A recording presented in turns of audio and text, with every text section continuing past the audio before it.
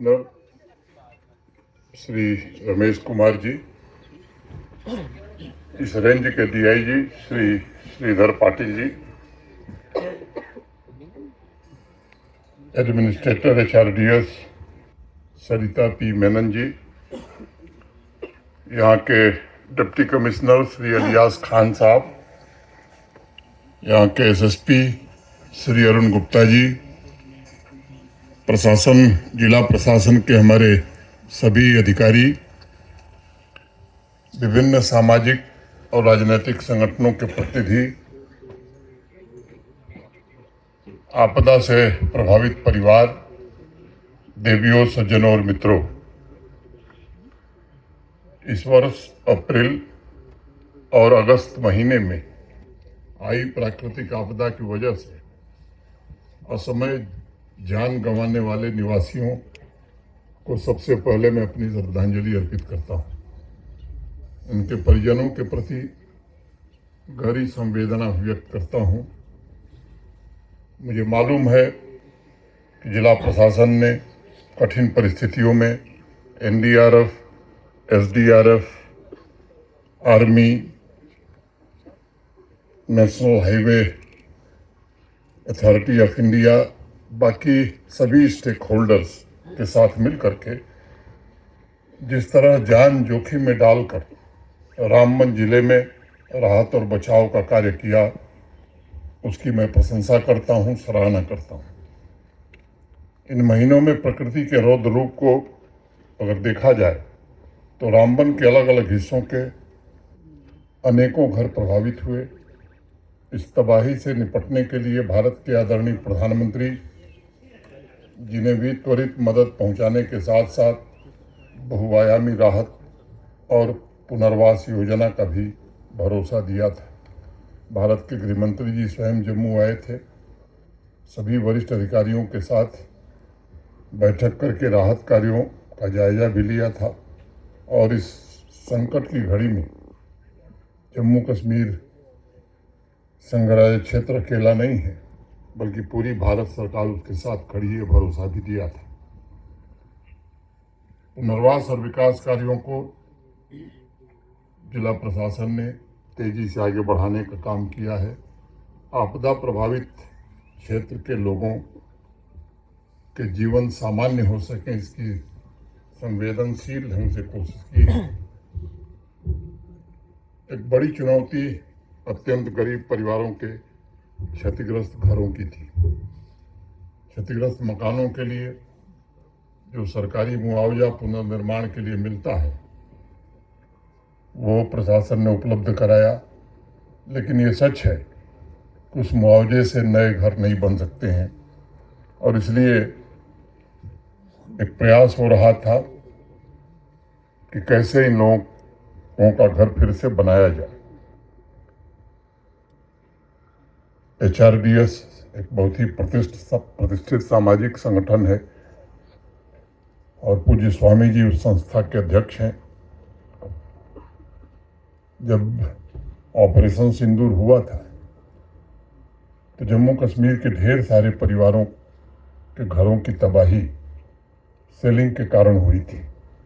एचआरडीएस से मेरा संपर्क उन्हीं के घर निर्माण के लिए हुआ था और एचआरडीएस ने भरोसा दिया था कि पाकिस्तान की भारी गोलीबारी के कारण जिन परिवारों के घर तबाह हुए हैं उनके घर एचआरडीएस बनाएगी। प्रशासन के साथियों ने उनकी सूची तैयार की थी, जम्मू रीजन में भी और कश्मीर रीजन में भी। तब तक प्राकृतिक आपदाओं ने और दुश्वारियां खड़ी कर दी। पहले से ही लैंडस्लाइड ने रामबन के अनेक घरों को उजाड़ दिया था। चिसौती में फ्लैश फ्लड के कारण मचैल माता के स्थान पर भी अनेक परिवार तबाह हुए थे। फिर प्रलयंकारी बाढ़ के कारण जम्मू क्षेत्र में विशेष रूप से सभी जिलों में अनेक लोग तबाह हुए। फिर मैंने अनुरोध किया था स्वामी जी से, संस्था के अध्यक्ष जी से, संस्था के पदाधिकारियों से, और मैं आभारी हूं उनका कि उन्होंने सहर्ष सहमति दी कि बाढ़ से प्रभावित लोगों के घरों का निर्माण भी HRDS कराएगा। पहले चरण में 1500 घर जम्मू कश्मीर में बनेंगे। इसका एक MOU डिविजनल कमिश्नर जम्मू और डिविजनल कमिश्नर कश्मीर के साथ हुआ था। क्योंकि सबसे ज़्यादा तबाही जम्मू क्षेत्र में थी, इसलिए 1250 घर जम्मू क्षेत्र में ही बनने थे और 250 कश्मीर क्षेत्र में, क्योंकि वहाँ सेलिंग में ही तबाही हुई थी। अभी आपको बताया गया कि ये जो घर बनेंगे किस प्रकार के होंगे। मैं आगे 3 बेडरूम के वो घर हैं। पिछले दिनों किश्तवाड़, पुंछ और राजौरी, इन तीनों जनपदों में 500 से ज़्यादा घरों के निर्माण के शिलान्यास का कार्यक्रम पूरा हो चुका है और एक समय सीमा उसकी निर्धारित है कि शिलान्यास करने के 6 महीने के भीतर घर बना करके दे दिए जाएंगे। आज रामबन में जिला प्रशासन ने जो 189 घरों को चिन्हित किया है, उनके निर्माण की परियोजना का शिलान्यास आप सबके सम्मुख हुआ है। प्रत्येक घर के निर्माण पर लगभग 9,82,000 रुपये का खर्च आने वाला है। सभी घरों को निर्मित करने में मोटे तौर पर लगभग 18 करोड़ रुपए खर्च होंगे। ये प्री फैब्रिकेटेड स्मार्ट हाउस होंगे और उन्हें मजबूती के लिए जाना जाता है। इन सभी घरों में कंक्रीट की नींव होगी, फाइबर सीमेंट बोर्ड होंगे, पाउडर कोटेड GI सीट होगी और C चैनल सेक्शन वाले स्टील स्ट्रक्चरल फ्रेमवर्क जैसे तकनीक का उपयोग किया जाएगा। जहाँ ठंड पड़ती है उस हिसाब से उसे डिज़ाइन किया गया है ताकि लोग आराम से अपने घरों में रह सकें। रामबन में बन रहे सभी घरों के लिए कंस्ट्रक्शन मटेरियल्स का चयन, उनकी मजबूती, टिकाऊपन और प्रतिकूल मौसम का सामना करने की पूर्ण क्षमता रखे ऐसी डिज़ाइन HRDS ने करी है।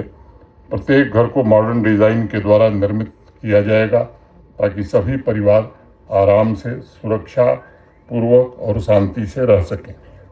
हर 5वें वर्ष, जैसा अभी सरिता मैडम ने बताया, HRDS इंडिया स्वयं इन घरों का मेंटेनेंस और पेंट करने का काम करेगा। परिवारों को कोई खर्च उठाना नहीं पड़ेगा।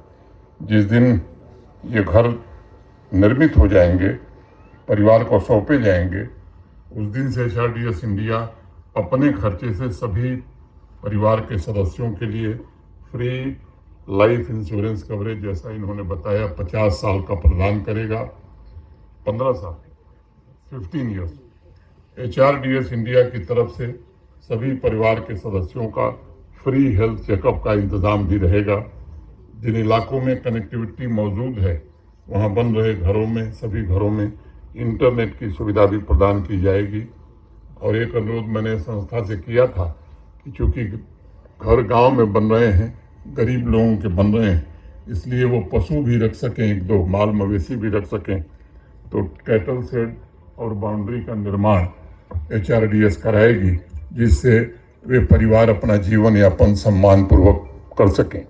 HRDS इंडिया के प्रेसिडेंट स्वामी आत्मानंबी जी तथा उनके सभी सहयोगियों के प्रति मैं हृदय से आभार व्यक्त करना चाहता हूँ। 150 करोड़ रुपए की लागत वाली कटरा संगलदान और 2048 करोड़ रुपए के बनिहाल कांजीगुंड सेक्शन एक ऐसे सशक्त और दूरदर्शी जम्मू कश्मीर की आधारशिला माननीय प्रधानमंत्री जी ने रखी है, जो रामबन वासियों को विकास के अनेक अवसर उपलब्ध कराएगी।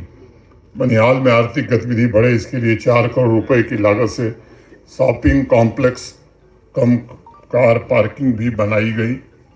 3.5 करोड़ रुपए की लागत से आदिवासी भाई बहनों के लिए धलवास में ट्रांजिट एकोमोडेशन भी तैयार किया गया।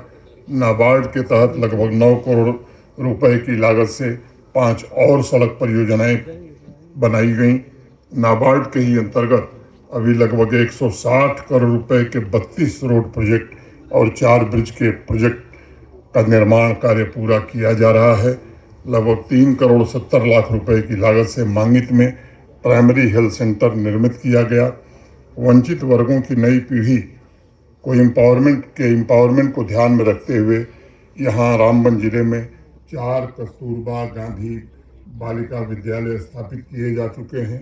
रामबन तथा गोल के लिए 2 केंद्रीय विद्यालयों के निर्माण की स्वीकृति भी भारत सरकार ने दी है।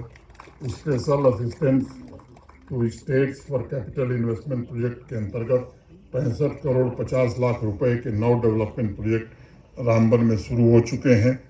23 करोड़ रुपए की लागत से multi storey bus stand building का निर्माण भी शुरू किया गया था और मुझे बताया गया कि लगभग 80% काम पूरा कर लिया गया है और शीघ्र इसे पूरा कर लिया जाएगा। चिनाब नदी पर लगभग 40 करोड़ रुपए की लागत से 300 metre pre stressed double lane motorable bridge का निर्माण शुरू किया गया था, जिसका 55% काम पूरा हो चुका है। वो भी जल्द से जल्द पूरा हो जाए ताकि रामबन वासियों को उसका पूरा लाभ मिल सके। ये सभी जो प्रोजेक्ट हैं ये इस बात के प्रमाण हैं कि इंफ्रास्ट्रक्चर, वित्तीय समावेशन और सामाजिक सुरक्षा के द्वारा रामबन वासियों को समर्थ बनाने का प्रयत्न किया गया है। नवासी 189 परिवार चिन्हित किए गए हैं। अगर कोई गरीब परिवार छूट गया है तो मैं जिला प्रशासन से अनुरोध करूंगा कि उसे भी शामिल कर लिया जाए। और ये किसकी क्या जाति है, किसका क्या मजहब है, मैं समझता हूँ किसी मंदिर या मस्जिद में जाने से बेहतर काम है कि गरीब आदमी का घर बनाइए। और हर परिस्थिति में व्यक्तिगत रूप से मैं रुचि लूँगा कि कोई भी गरीब परिवार ऐसा न रहे जिसका आपदा से प्रभावित था और उसका घर न बन सके। अनेक देशभक्तों को आप जानते हैं कि बेरहमी से पाकिस्तान समर्थित आतंकवादियों ने उनकी जान ली थी। वर्षों से परिवार न्याय का इंतजार कर रहे थे, उनकी आंखें पथरा गई थीं। अभी डीसी साहब ने बताया ऐसे 13 टेरर विक्टिम्स के परिजनों को हाल ही में सरकारी नौकरी दी गई है जो शेष रह गए हैं। उन्हें भी जिला प्रशासन ने सूची भेज दी है। उन्हें भी शीघ्र नियुक्ति पत्र दे दिया जाएगा ताकि वो भी सम्मानपूर्वक जी सकें, गर्व के साथ कह सकें कि हम भारत राष्ट्र के नागरिक हैं। मैं फिर से एक बार HRDS के प्रति विशेष रूप से आभार व्यक्त करते हुए और प्रशासन का भी मैं आभारी हूं जिन्होंने बड़ी मेहनत से आपदा के समय, बाढ़ के समय लोगों के हितों में काम किया है। मैं आप सबके प्रति हृदय से कृतज्ञता ज्ञापित करते हुए आपको ये भरोसा देना चाहता हूं कि अगर कोई गरीब आदमी रह गया है उसका नाम भी आएगा। कुछ लोग ऐसे होंगे जिनके पास ज़मीन नहीं होगी, उनको हम घर बना नहीं सकते, लेकिन जब उनको ज़मीन मिल जाएगी तो उनके घरों के निर्माण का भी इंतज़ाम किया जाएगा। इतनी ही बात कह करके मैं आप सबके प्रति हृदय से कृतज्ञता ज्ञापित करते हुए अपनी बात पूरी करता हूँ। जय हिंद, जय भारत। सर, आपके कहे शब्दों के लिए